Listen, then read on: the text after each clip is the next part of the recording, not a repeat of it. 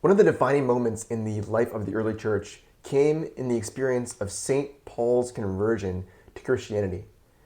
Before he became a Christian, Saul, as he was known, was a Pharisee. He was an expert of the law, and he was persecuting Christians. He was even killing Christians, overseeing the death of the first martyr, Stephen, in the Acts of the Apostles.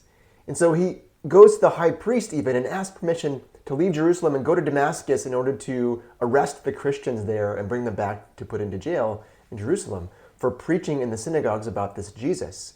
And along the road to Damascus, he is blinded by this bright light, and he hears the words, "Saul, Saul, why are you persecuting me?" And Saul asks, "Who are you?" And it's Jesus, the one whom you are persecuting. So Saul experiences this conversion experience because he encounters the risen Lord Jesus Christ in this vision that blinds him. And then Jesus sends him to Damascus, and there God has appeared to Ananias, who is a Christian in Damascus, and says to go and find Saul and welcome him.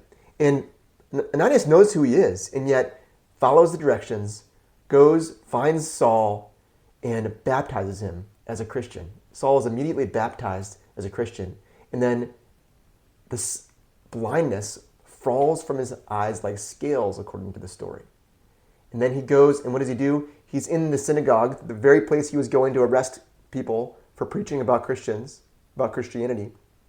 He goes to the synagogue and he starts preaching that message of good news there. And of course, Saul goes on to start many churches throughout the Mediterranean Sea. We have many letters that he's written to those churches. He is known as Paul, not Saul. That conversion experience was so important to him that he often talked about it in his letters. That although he wasn't an apostle that followed Jesus during Jesus' lifetime, Jesus chose Saul and appeared to him to change and transform his life as an example for others. And he became responsible for the conversion of not only the Jews, but Gentiles all throughout the world around the Mediterranean. So what are some lessons? What are some takeaways from this conversion experience of St. Paul? The first lesson is a lesson about imperfection. Now, we might think that to be a Christian, you have to be a perfect person. You have to have a perfect past. But no, it's the opposite. The Christian church welcomed Saul, who was one of their greatest enemies, and he became one of their greatest leaders. That imperfection led to his credibility as a Christian leader. It's incredible, right? It's not that we're trying to be perfect. It's that we're trying to be perfect in the eyes of God. That God's grace is what helps us to do what he wants us to do. Another lesson is encounter.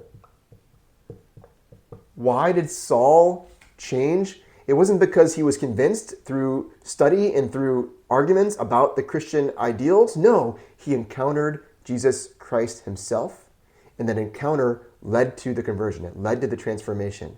So we shouldn't seek better arguments. We should seek closer connection to Christ. That's what's going to transform people. That's what's going to transform the world. So seek encounter. And finally, lesson here, community.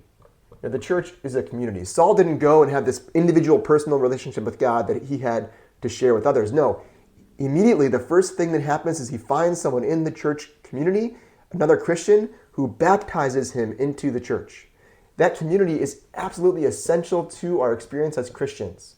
You know, Saul, who becomes Paul, is going out, and when he founds a church, it's not a place of meditation to have your personal connection. No, he's starting communities all throughout the Mediterranean, all throughout the known world, to be able to together worship and grow in their relationship with Christ.